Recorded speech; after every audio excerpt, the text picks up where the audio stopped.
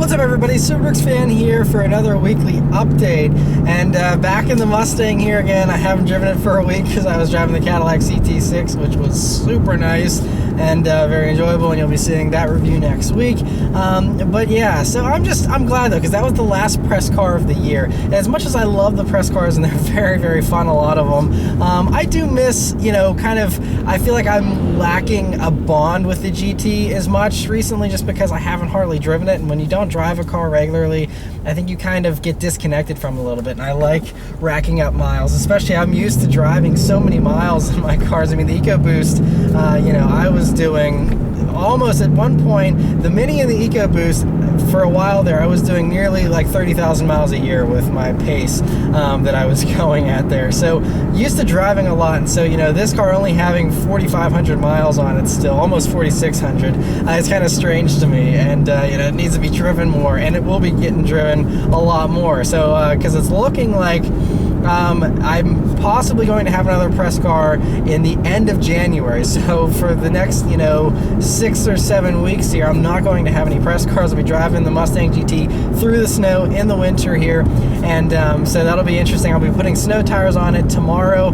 If you're watching this, of course, on Friday when it goes live, then today I'll be getting the snow tires on, and so that'll hopefully help to give this some traction in the snow. And I've heard from other GT owners that these actually are quite good in the snow, at least stock, relatively stock, and whenever you just take it easy. This has the snow mode here in the premium, which I learned helped a lot with the EcoBoost as well, and so I'm not expecting any major issues. And of course, since YouTube is my job, I don't have to leave the house. If it's an absolutely horrible blizzardry day, then I can just stay inside. So I don't foresee any bad incidences here with the Mustang over the winter where I'm not going to be able to go somewhere. I'm getting stuck in super deep snow. I do want to drive it in some snow though, just to give you guys some impressions of what it's like to drive in the snow, but it shouldn't be too bad. I'm not really worried about it too much. And also my wife's Mercedes that she has here is all-wheel drive as well, and we're getting snow tires for that put on it here in the next few days as well. So if we have to drive something and I need all-wheel drive, then I will hop in her car too. So like I said, shouldn't be too rough of a winter here on the Mustang. But yeah, so that's really it as far as all the updates, I guess, to the Mustang here. I will be taking it in for an oil change next week, most likely, because it's getting close to the 5,000 mile mark, which is when I like doing them here in the Mustang. I don't think you technically have to do it till 10,000, I believe, or whenever the oil change light comes on. But I prefer to get done every 5,000 miles just for a little bit of peace of mind. That's a long enough period for me. So yeah, that's all that's really planned for it. I'm still waiting for the Sync 3 update for Apple CarPlay and Android Auto that's supposed to be coming before the end of the year, but it's now December 8th here, and a lot of people use up their vacation times at these car companies towards the end of the year and stuff. So I mean, Ford is still claiming it's going to be out before the end of the year, but I'm really having some serious doubts about that, which is unfortunate. I'll do a separate video if January 1st comes and there still is no Sync 3 update like promised. But until then, I will refrain from ranting about that. But I am looking forward to that hopefully one day here on the Mustang, because it is nice to have, I've been using the CarPlay a lot in these press cars, especially on long road trips. It's very nice, to have that. And so, but yeah, so that's really it. Like I said, all the updates on the Mustang. I'm just excited to be driving it every day here again for the next, several weeks, and should be a lot of fun. But anyway, I'll send it back to me at the news desk for this week's news. Right, for this week's news, the first thing is Dodge this past week officially announced the Challenger GT for 2017, which is an all-wheel drive V6 Challenger. And I posted an Instagram picture about this, and it set so many people off. So many people were not into this thing.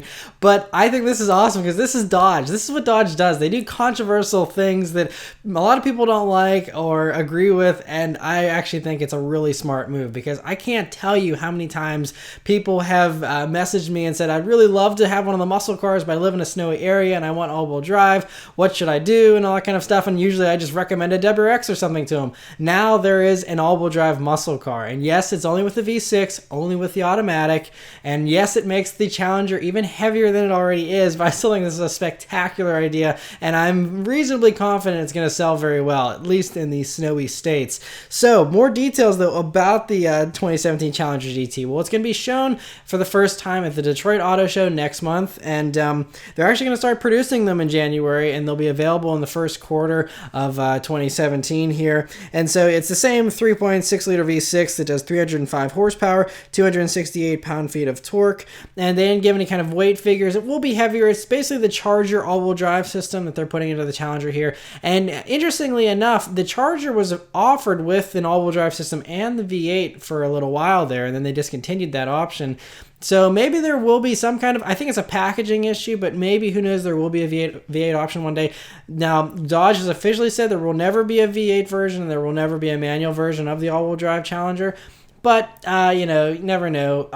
But so either way, though, it's really still pretty impressive. They're saying it's going to get 18 miles per gallon in the city, 27 on the highway, and this all-wheel drive system, like the Charger system, it functions as a rear-wheel drive car until it starts detecting slip, and then it adds in the front wheels a little bit. And so, I mean, it can go to full 50-50 if it wants to, but it still will have a rear-wheel drive bias feeling to it, which is nice, and should still feel pretty sporty, even though it is heavy, though. I know, in my Instagram post, I made the mistake of saying this is a new competitor to the STI, because it's the same horsepower, basically, as the STI, and all-wheel drive. Just a nice, another all-wheel drive sporty option for people. And my favorite comment out of the many comments that people said about how dare I compare it to an STI is one person's like, yeah, it'll be a competitor to the STI if the STI is carrying the offensive team from the Minnesota Vikings, which I thought was that was my favorite out of all the comments.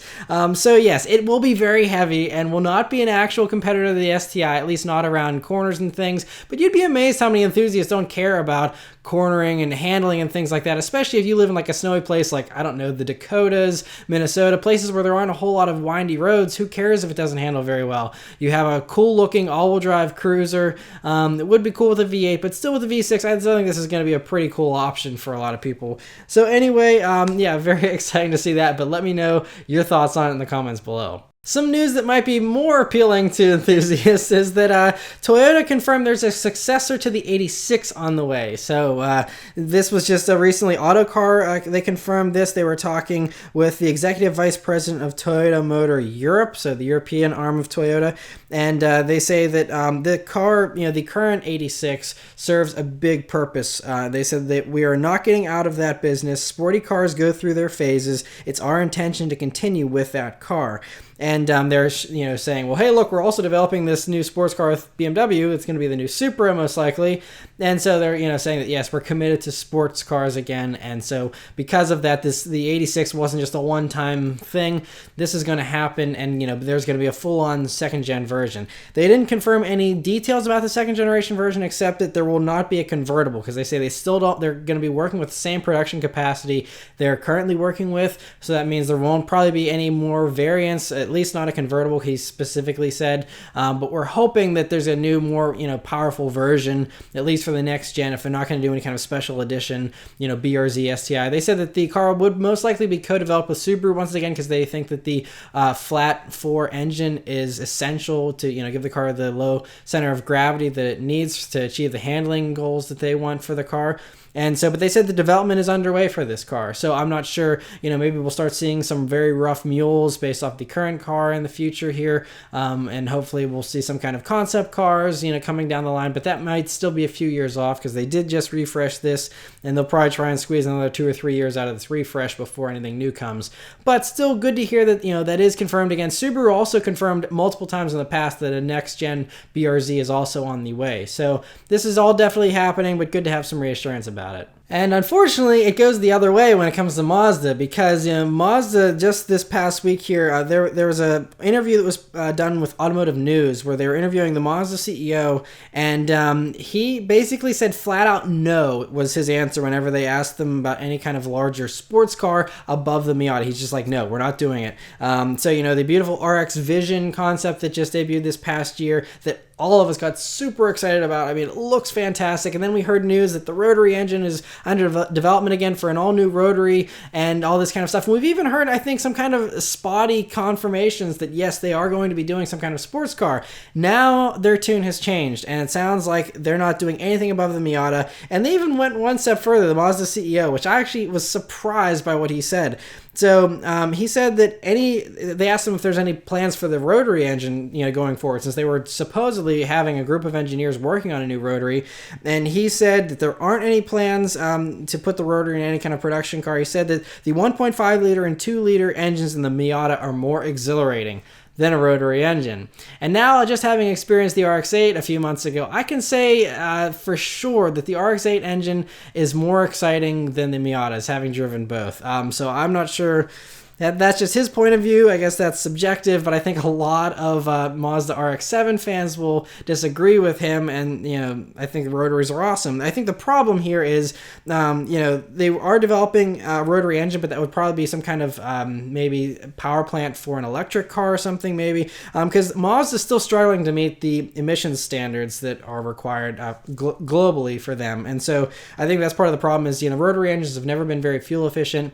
And so they're not going to, build a sports car that's probably going to get worse fuel economy than anything else they make, if that's just going to drag down their, global average for fuel economy. And also, just developing a car like that is very expensive. And Mazda is still a standalone, smaller company, and they don't have the pockets to develop something like this, I think, unfortunately.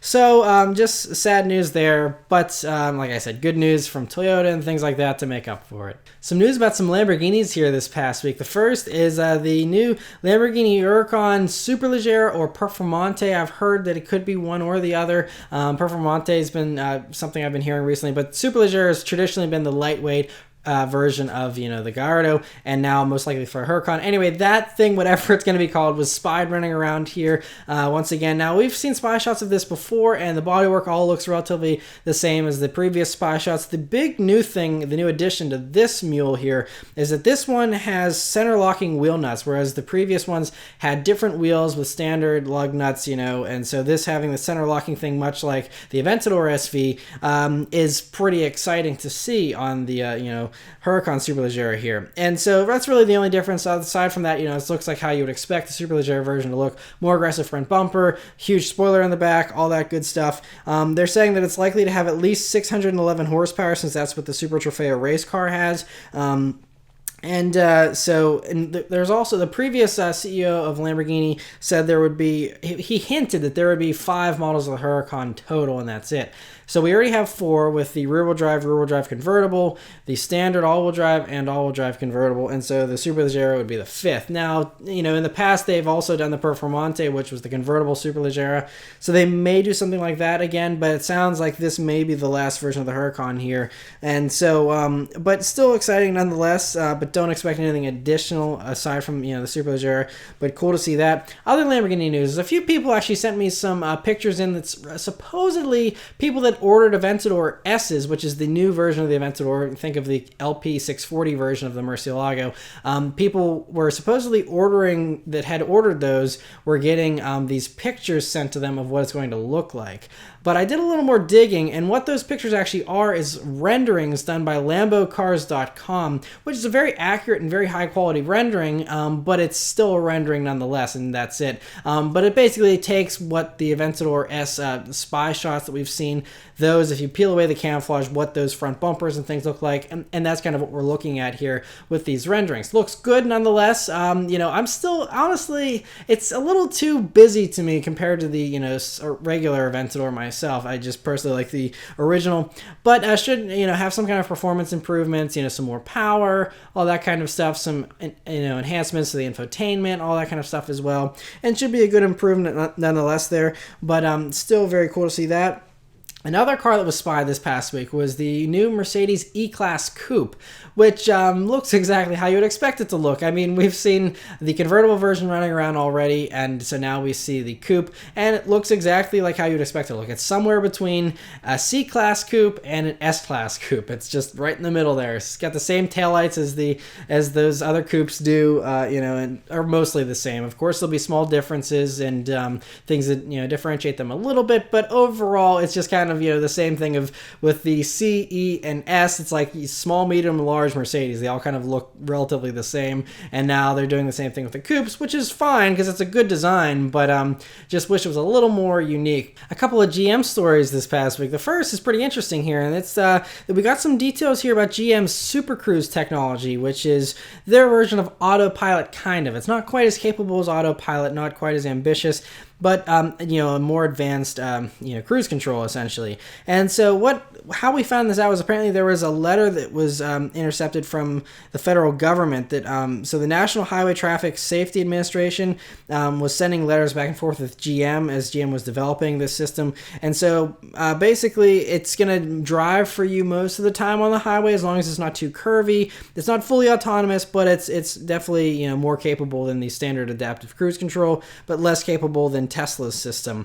And so the big thing about this Super Cruise technology, though, that the way that it's going to be equipped is that the vehicles that are going to have it, the technology is going to be designed so that if you don't have your hands on the wheel or you're not paying attention, it even goes so far as to say that it alerts the driver. So it's going to keep an eye on the driver to make sure the driver is paying attention and being alert. And if they quit paying attention or they're too distracted, it'll start flashing lights on the dashboard and, make sure that to get your attention. It'll vibrate your seat, all that kind of stuff to, wake you up or whatever is going on within the car. And if you don't respond to those prompts and you don't put your hands on the wheel and get involved again, then it actually will automatically pull over off to the side of the road for you. So they're kind of going to be touting this as a safety feature. So if someone has a heart attack or something happens, they fall asleep at the wheel, the car will take over and escort you off to the side of the road and help call OnStar or whatever for you automatically, which is a really cool thing. But the government was saying in these letters, like, we need to make sure that whenever these cars pull over, they're pulling over in a good space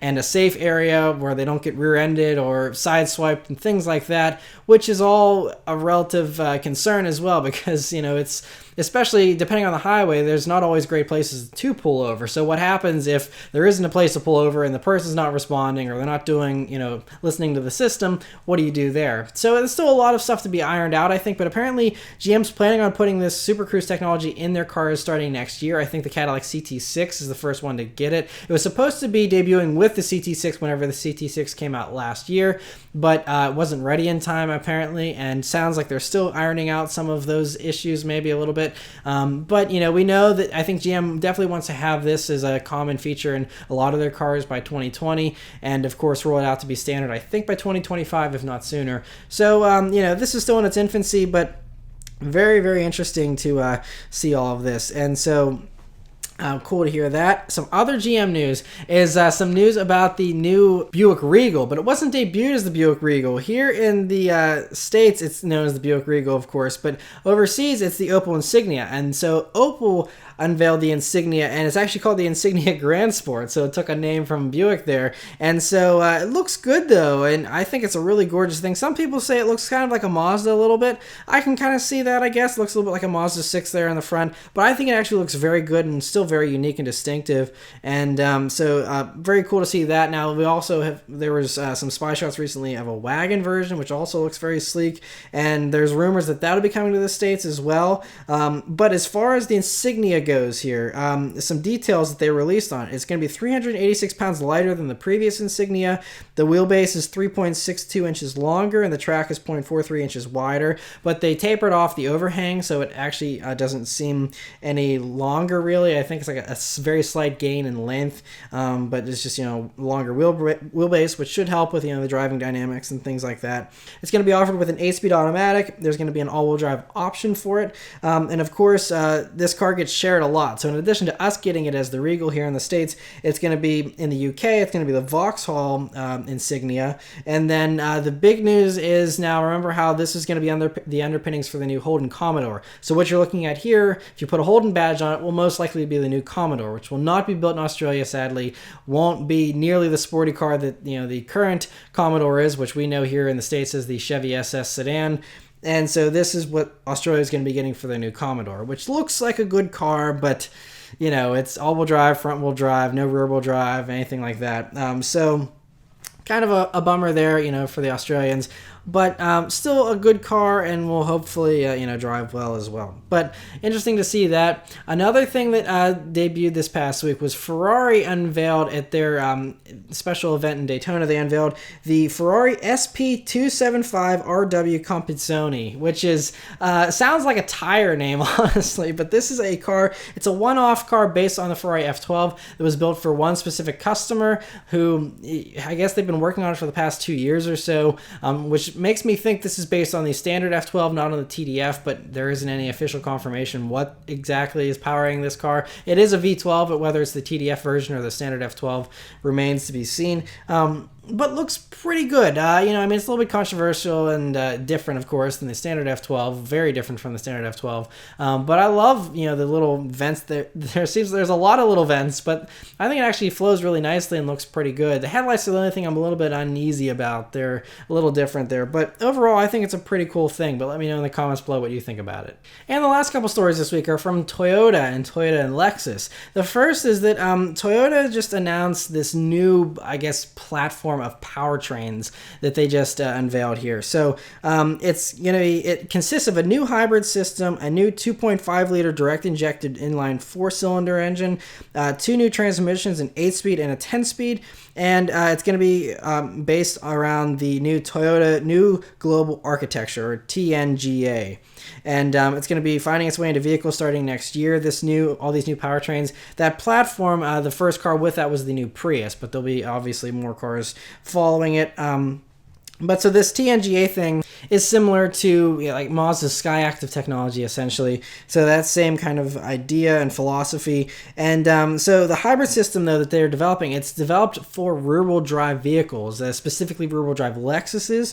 But they're also, see, what I think this whole thing kind of is, now this wasn't mentioned officially or anything, this is just my hunch. I think what we're looking at here is the underpinnings for the new Supra. I think this is the whole powertrain setup. Because there's rumors that there's going to be, like a 4-cylinder version and also probably a 6-cylinder. This could be the 4-cylinder version. This new 2.5 liter direct injected, 4-cylinder plus the hybrid system, all set up for rear-wheel drive, which would fit the Supra perfectly. And then this 10-speed automatic is also set up for only rear-wheel drive vehicles, mostly for Lexus products, because they want to increase the response and smoothness of the transmissions, and so that's why there's this new 10-speed.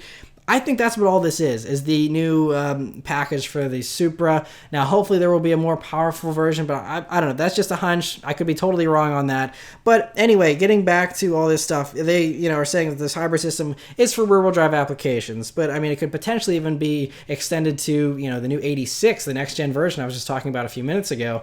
That could also be, one of the uses for this, because that's been rumored that the new 86 would get some kind of hybrid tech as well. And so this could very well be one of those things. And so very interesting to see the bones here and see what they end up doing with all this stuff. But like I said, this stuff will be finding its way into vehicles starting next year. Now, Supra should be coming out hopefully next year as well. So who knows? But other stuff from Lexus here is that they confirmed that the new LS will debut at the Detroit Auto Show next month as well. And we know it's going to probably be similar mechanically to the LC500 and probably have some hybrid elements here from this whole system as well. But we'll have to wait and see how that looks. They just released the one teaser image there to show us, a little bit of what it could look like, and so we'll have to wait for more. Also, the final thing is Toyota unveiled a teaser for the new Camry last week, and we'll be seeing that at Detroit as well. And it looks pretty radical for a Camry. It's got a pretty aggressive-looking rear bumper, and even the C-pillar there looks very interesting. So we'll just have to wait and see how that all turns out. But so that's it for all the news this week, guys. So send it back to me in the car. Alrighty, so I'll leave you guys with a nice little acceleration here like I always do. Wheel spin, wheel spin, wheel spin, wheel spin, wheel spin. That's all I get here. So we got the all seasons here still going, and it is 30 degrees outside, so all seasons aren't the greatest with grip here in the colder temperatures. And the snow tires, though, in my experience, have been even worse with just wheel spin under power, though. So yeah, the wheel spin is fun, though. I love it. Even though it's not fast, it's not putting the power down exceptionally well, it's fun, and that's what I would rather have. have. You know, I could go with wider, stickier tires, but I like having the tail happiness and the drama over the outright speed. That's just me. But anyway, so yeah, and one other thing before I go here, since I'm going to be driving this car every day here, you know, for you know, the next 2 months or so at least, if you have any specific Mustang videos you want me to make, let me know. Any ideas you have. I'm probably going to be doing like a 5 things I love about the Mustang here pretty soon as well, that I want to make. And but yeah, I know some of you have been asking, you know, about more Mustang videos. I can do like a POV thing, but I never drive fast my POVs because I don't want to film myself speeding outrageously on public roads with the speedometer in plain view. So you know, but if there's anything else you'd like to see, definitely let me know. I'm open to, you know, suggestions for other cool videos to make here. If you guys are curious about anything in the GT, let me know for sure. Anyway, I thank you guys very much for watching. I'll see you next week. Take care.